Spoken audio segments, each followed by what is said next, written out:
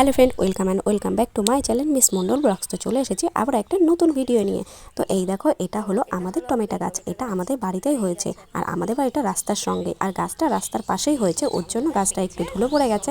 দেখো, টমেটোটাও কিন্তু প্রচুর ধুলো। তো এটা ধুয়ে একটু খেয়ে দেখবো গাছের টমেটো কেমন হয়েছে টেস্টটা। তো এই দিয়ে দেখ কত বড় আম দেখেছিস। আজকে এই আমটা মাখা হবে। জোরে বল। আজকে এই আম মাখা তোকে দেওয়া হবে না।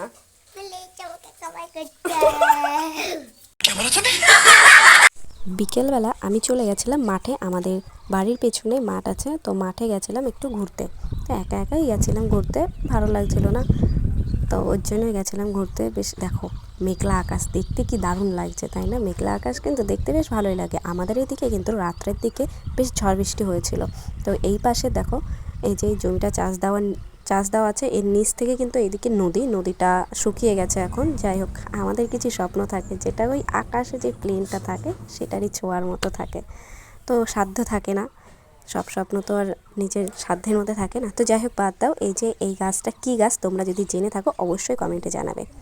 তো মাঠে হাঁটতে হাঁটতেই এই যে এই ধানের জমিটা দেখতে পাচ্ছ, এটা আমাদেরই ধান লাগিয়েছে, বাবা লাগিয়েছে।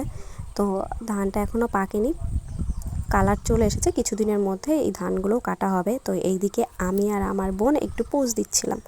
তো এই যে আমি আর আমার বোন একটু ঢং করছিলাম, যেটাকে ঢংই বলে, ঢং ছাড়া আর কি বলবো বলো। তো তেমন কিছুই না, বোনকে বলছিলাম একটু পোজ দে, দুজনে একটু ভিডিও করে নি ভালো করে। তো এইদিকে দুজনে ভিডিও করছিলাম ভালো করে। আর ভিডিওটি কেমন লাগলো অবশ্যই কমেন্টে জানাবে।